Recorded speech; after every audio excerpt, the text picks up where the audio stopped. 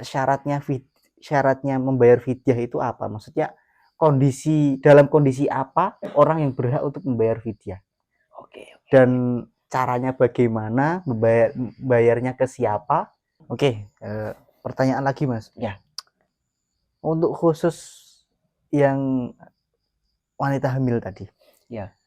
Bagaimana jika kondisi wanita hamil itu menderita sakit juga?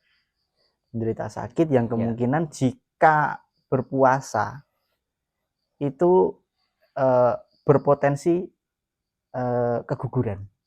Ya. Dengan kondisi seperti itu, otomatis kan itu kan kondisinya hamil dan ada unsur sakit juga ya. Ada unsur sakit juga.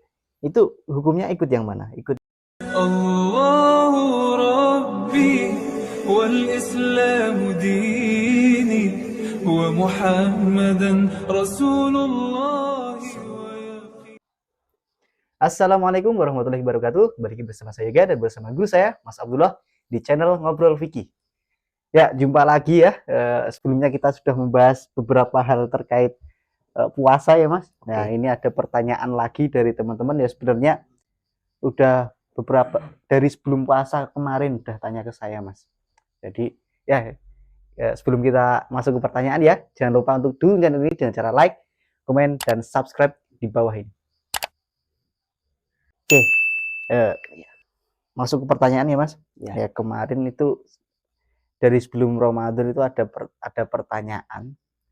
Teman saya ada yang istrinya sedang hamil, ya, dan tanya ke saya terkait dengan bayar fidyah. Ya, sebenarnya sudah saya jawab, cuma saya jawab intinya saja. Mungkin ada beberapa teman lain yang mungkin penasaran tapi nggak sempat tanya ke orang, ya mungkin malu atau gimana. Saya kira ini perlu kita bahas. Syaratnya membayar fidyah itu apa? Maksudnya dalam kondisi apa orang yang berhak untuk membayar fidyah? Dan caranya bagaimana, bayarnya ke siapa? Atau misal mau dibayarkan sendiri itu bayarnya ke siapa gitu? Oke. Seperti itu. Terima kasih. Assalamualaikum warahmatullahi wabarakatuh. Waalaikumsalam warahmatullahi wabarakatuh. Alhamdulillahirabbil alamin wa bihi nasta'inu ala umurid dunya waddin wa ala alihi wa sahbihi ajma'in, amma ba'd. Pada teman-teman ngobrol fikih pada kesempatan malam hari ini yang saya hormati, pertanyaan yang bagus sekali pada kesempatan malam hari ini. Ada pertanyaan masuk terkait hubungannya dengan membayar fidyah.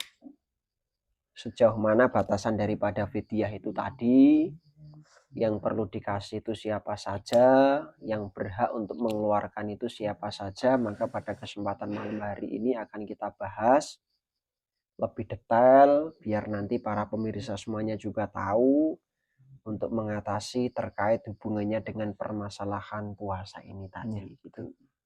Langsung pada kesempatan malam hari ini saya bukakan kitab Bajuri di situ. Akan kita urutkan dari depan biar nanti penjelasannya lebih detail dan lebih perinci. Jadi nanti tidak cuma hanya sebatas orang hamil atau orang mengandung saja, tapi untuk mensifati terhadap perkara-perkara yang lainnya kita juga harus tahu. Perlu digarisbawahi. Yang pertama di situ terkait hubungannya dengan permasalahan waman mata wa alaihi siyamun min Ramadan. Yang pertama terkait hubungannya dengan seseorang yang di situ meninggal akan tetapi dia meninggalkan puasa. Ada orang ada kemungkinan di situ sakit. Ya. Pada waktu sakit dia itu tidak ada kesempatan di situ untuk mengganti terhadap puasanya. Ya. Jadi sakit kemudian bablas meninggal dari beberapa hari itu tadi. Lah seperti halnya itu, maka dikatakan di sini akhraja al-waliyu anil mayyiti min tirkatihi likulli yaumin muddun. Maka ketika ada orang meninggal, maka dia itu mempunyai hutang puasa, maka baginya disuruh walinya. Wali itu orang yang ditinggalkan. Atau ahli waris ya. Ahli waris itu bisa seperti itu.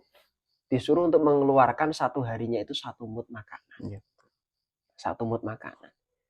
1 mud itu kalau bahasan sekarang itu kurang lebih ya sekitar 7 ataupun 8 on. Hampir 7 1 atau kilo 8 on. Ya hampir 1 kilo lah. Kurang lebih seperti itulah. Gambarannya seperti itu. Itu orang meninggal ya ini ya. Yang berkewajiban ya walinya. Yang bertanggung jawab walinya. Seperti itu. Nanti akan kita jelaskan keterangan yang lebih detail di belakang ini ya. Ini orang meninggal dulu. Batasan seperti itu.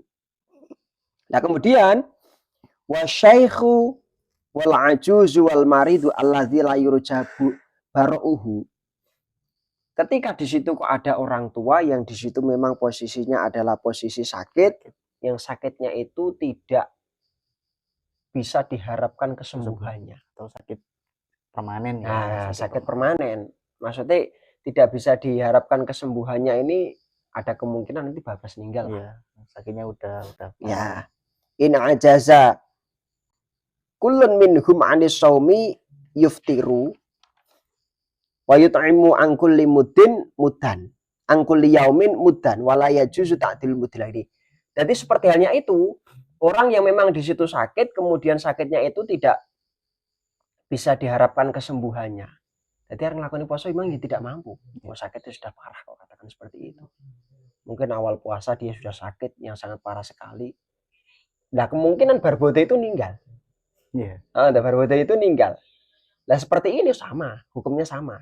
Nanti disuruh untuk mengeluarkan sebagai pengganti 1 harinya itu adalah 1 mud. Kurang lebih sekitar 7 sampai 8 on itu tadi. Yang pertama orang meninggal, yang kedua adalah orang sakit. Orang tua yang di situ sakit. Lanjut. Wal hamilu wal murdi'u in khofa ta'ala anfusihima aftarota wa alaihima al-qada'u.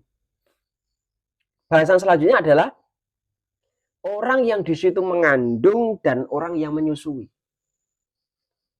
Ketika ada orang mengandung, begitu juga menyusui, dia itu tidak puasa alasannya mengkhawatirkan terhadap dirinya sendiri.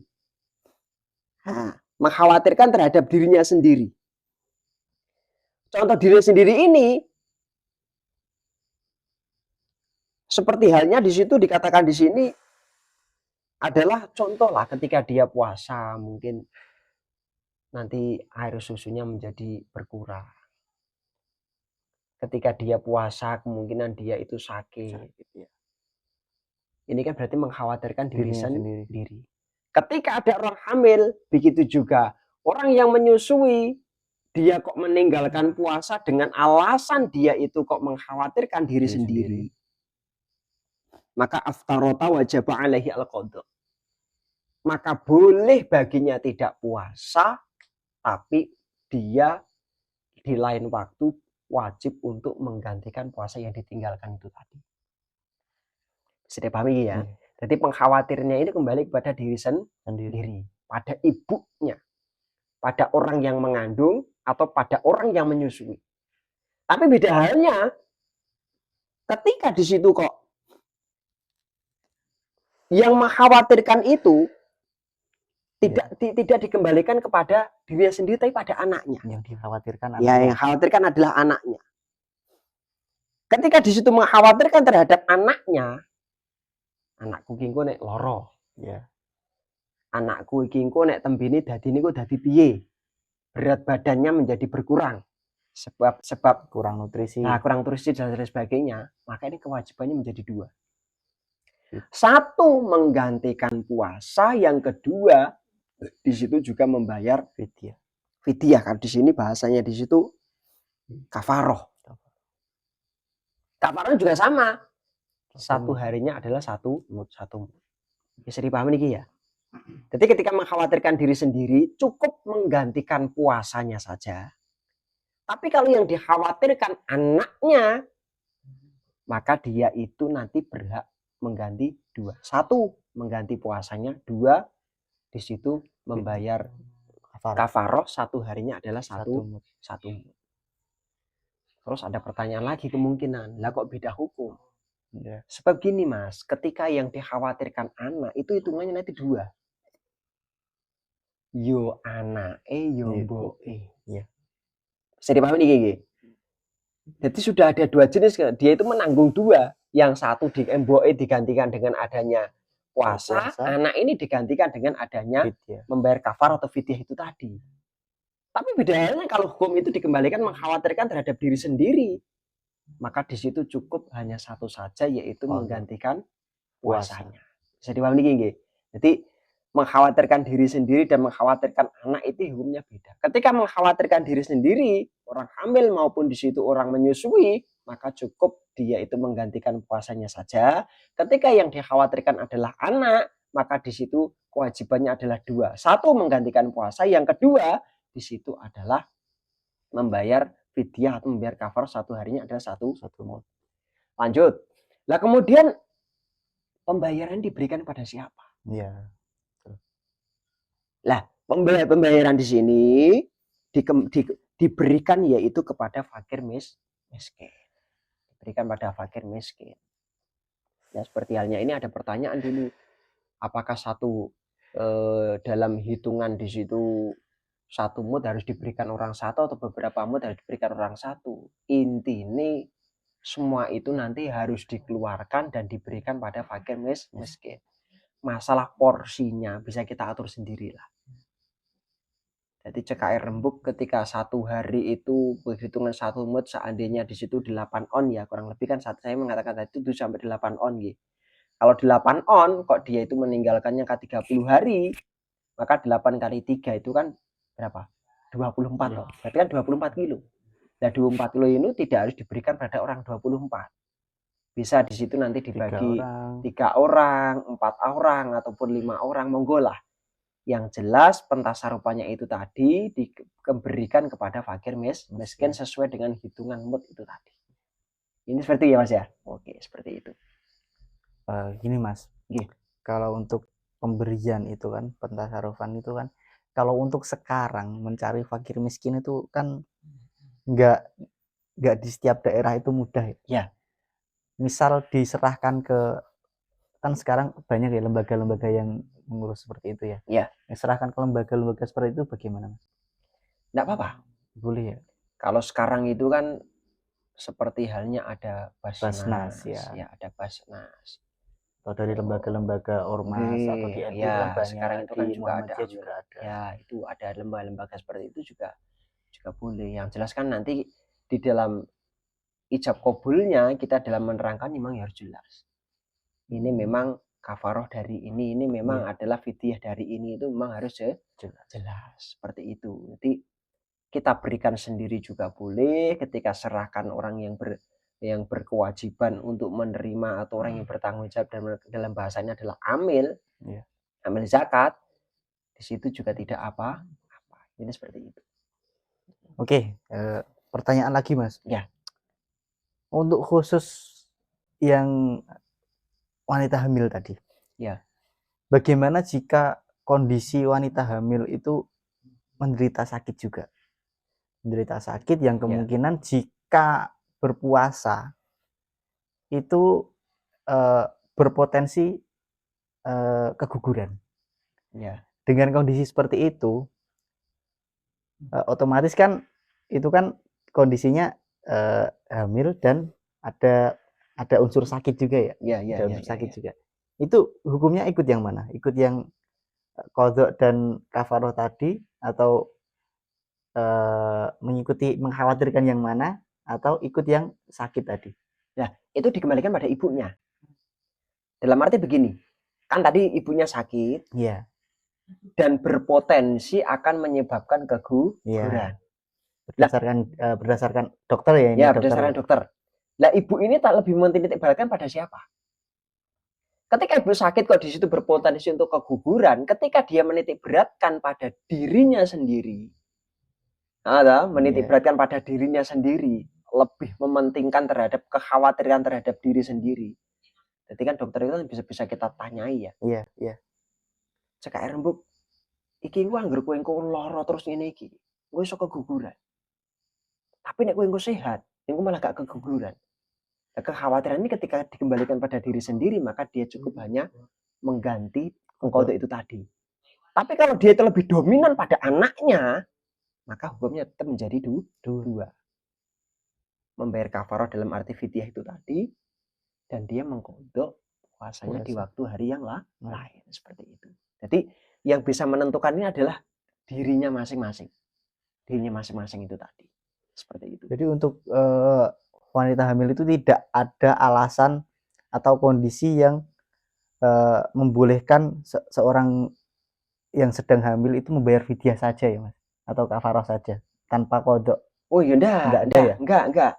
Jadi orang hamil maupun orang yang di situ menyusui nggak ada kata kok langsung fidyah tok, nggak ada. Batasan di sini itu ketika mengkhawatirkan diri sendiri menggantikan kodok puasa. Ketika mengkhawatirkan anaknya dua, ya mengkodok, ya menggantikan puasa itu tadi. Yang kedua membayar fidyah atau membayar kafarah yang wujudnya 1 hari 1 mulut tadi. Jadi nggak ada kata kok nanggung orang hamil terus langsung wah fidyah langsung ya, nggak boleh. Nah, kenapa saya tanyakan karena banyak yang beranggapan wanita hamil itu ya udah bayar fidyah atau kafarah tanpa mengkodok. Ini salah paham ini salah ini garis bawah ini. Iya ini sekarang.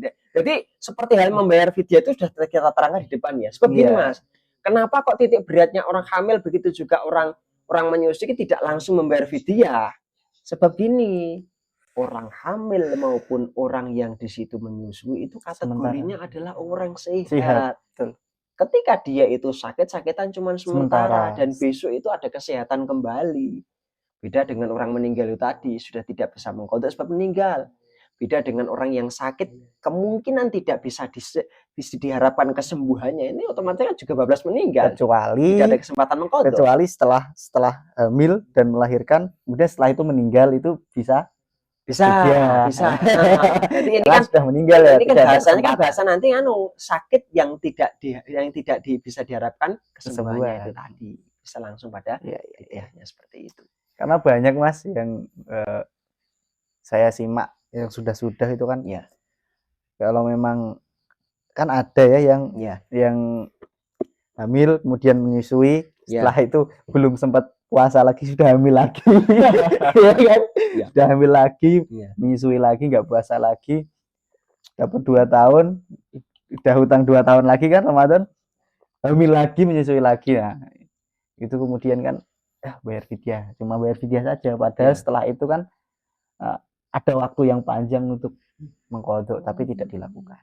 Seperti itu. Maka begini Mas, perlu digarisbawahi di dalam agama itu juga memberikan solusi ketika seseorang itu mempunyai anak itu kan kita punya tanggung jawab itu tarbiyah, mendidik. Nah, pendidikan sebuah anak itu memang dibutuhkan waktu lah di dalam masalah seseorang wanita itu mengandung. Itu ada jangka waktu Ada jangka waktu. Dengan kata lain ada pendidikan untuk anak. Kita bayangkan saja lah ketika seseorang itu anaknya banyak, usianya bahasanya nang kono kuwi sundulan terus. Iya, betul. Repotnya luar biasa ini. Belum ada 1 tahun udah hamil lagi. Nah, luar biasa. Maka di situ ada senggang waktu itu tujuannya adalah untuk pendidikan daripada anak itu tadi. Pernah kita bahas hukum KB itu ya, di hukum KB ya. Silakan dicek video sebelumnya. Ya seperti itu.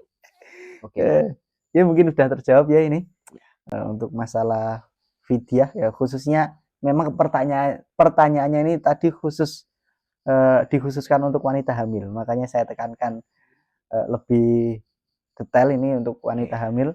Intinya untuk wanita hamil tidak ada alasan untuk hanya membayar fidyah saja ya. Meskipun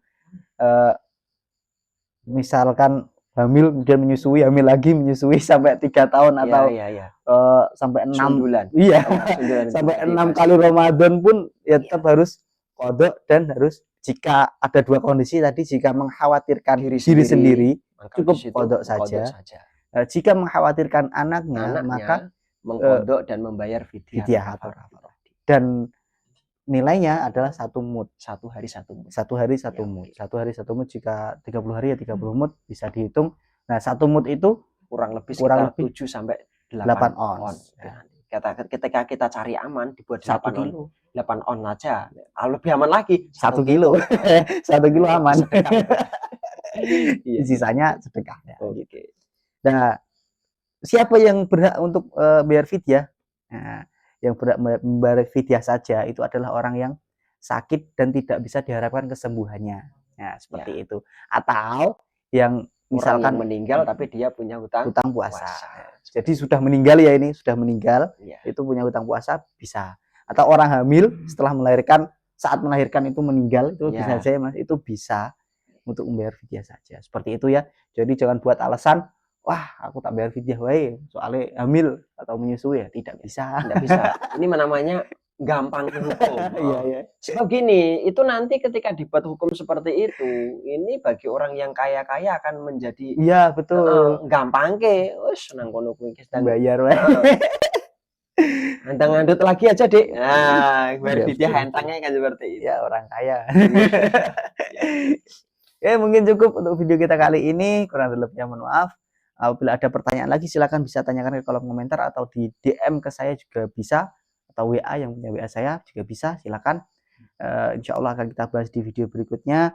Dan jika ada kata yang salah dari kami yang kurang berkenan di hati teman-teman semua, kami mohon maaf yang sebesar-besarnya.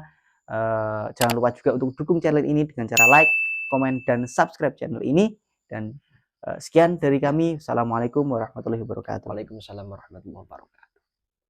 الله ربي والإسلام ديني ومحمدا